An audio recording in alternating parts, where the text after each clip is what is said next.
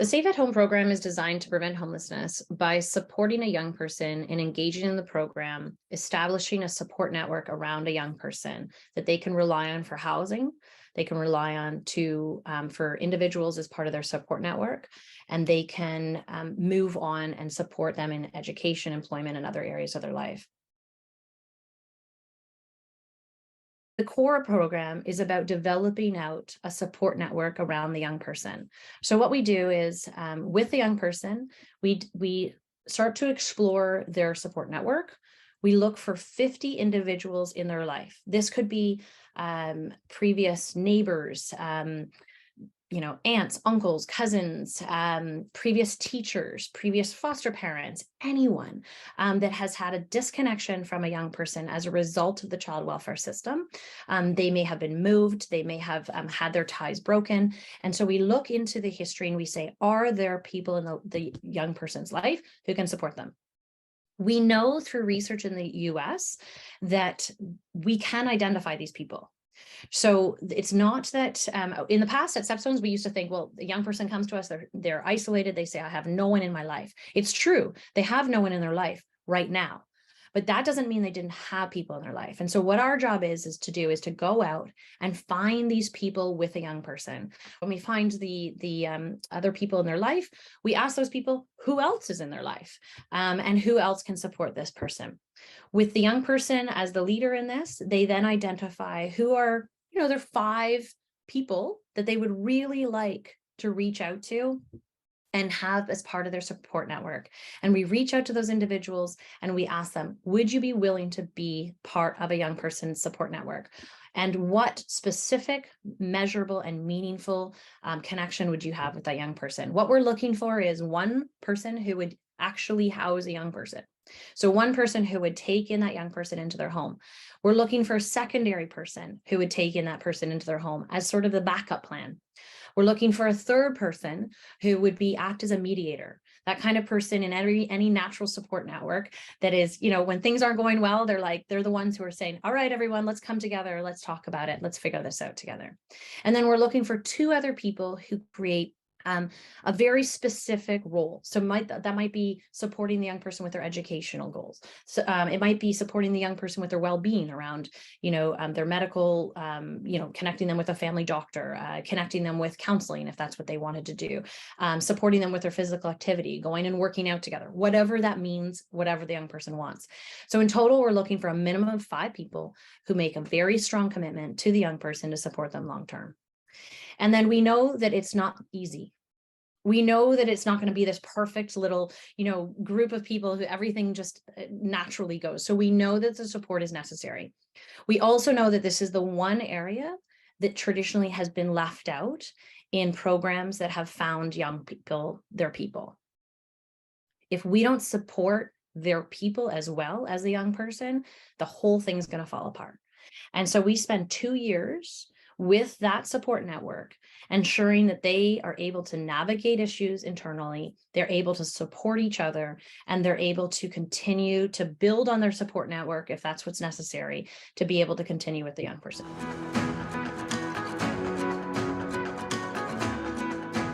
So 11 years ago, StepStones started a pilot project to decide what were the aspects that would enable a young person from the foster care system be successful. And we determined success based on what the identified goals were around education, around stability in housing, and around stability in mental health. We wanted to see what would create the outcomes that we're looking to create.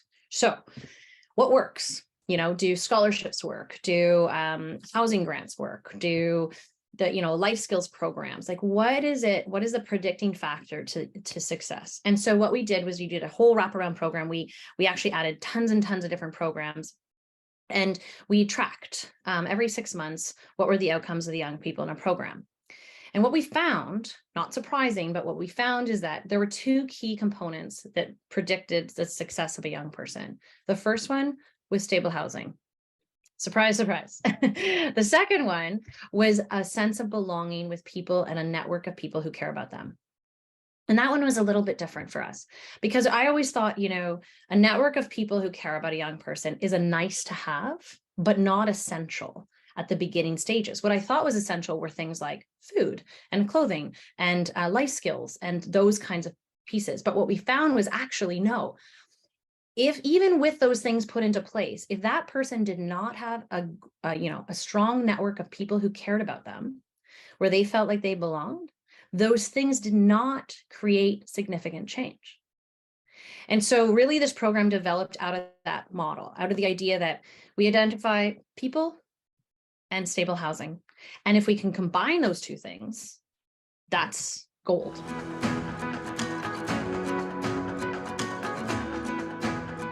Partnerships and collaborations are so essential to the work that we do because no one can do it all.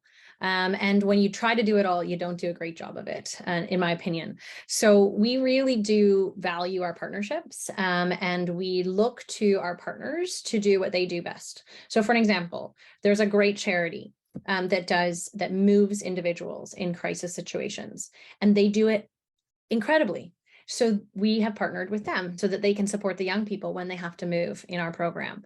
We've also partnered with other organizations that do mediation work with families, and support them in navigating some of those complex conversations and complex issues that come up.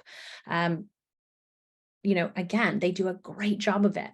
So they do that work so that we can do our work.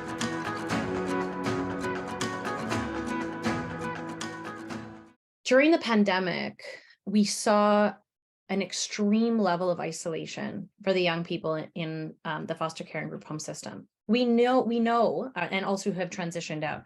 We know that young people who've transitioned out of the foster care system are extremely isolated. A lot of people during the pandemic also felt that sense of isolation. Young people from the foster care and group home system found it extreme. What was also interesting was during that period of time, people started reaching out kind of from their histories and saying, hey, let's connect on Zoom, or hey, I haven't heard from you in a long time, or they would be giving them a call. Young people would connect with us and say, like, my aunt called me. I haven't talked to my aunt in 10 years and wants to see me. And so this program started to really develop out of, one, the extreme isolation that we needed to deal with for young people from the foster care system. Two, the fact that we were seeing people from their history reach out and knowing that those people existed in their life. And three, a really practical reason, which was that there weren't any shelter beds. And so we had to start being really creative. When a young person was at risk of homelessness or became homeless, where was this young person going to go? And so really, the program had been starting to be developed before the pandemic, but during the pandemic, it really kind of got fast forwarded a little bit. To say we need to do this, and we need to do this now. And we need to see if we can actually prevent young people from becoming homeless. And what we found is it does work. It's intensive work. It's hard work. It's complicated work. But when we really focus all of our efforts in building out the support network and finding them a place to live, it actually works.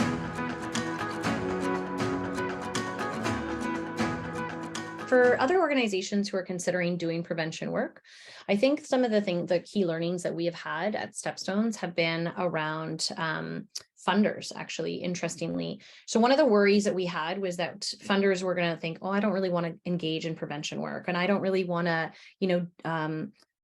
support something that is not urgent or an emergency-based activity.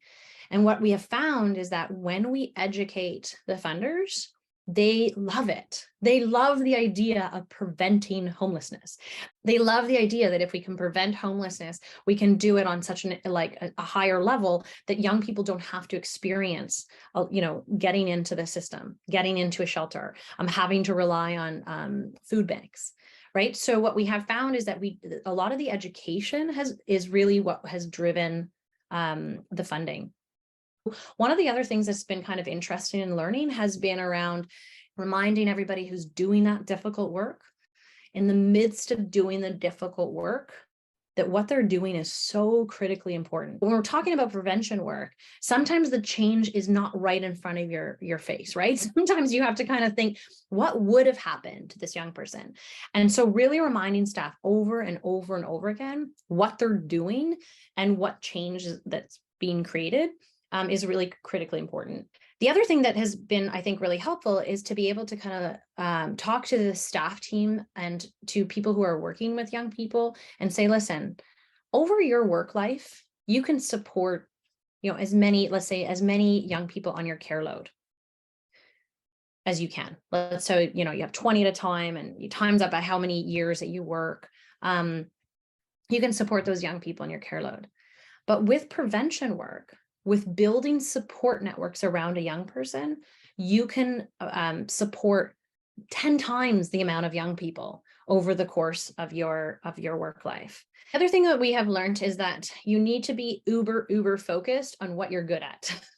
So figure out what the outcome you're trying to attain is and work backwards. Everything should come from that outcome. And that's hard sometimes because, you see need and you want to help everyone. You want to help everything. But if you help everything, it's not going to work. So we really had to focus in on being, what are we good at? What is our target population that we're working with? And what can we do to create the outcome that we're trying to achieve?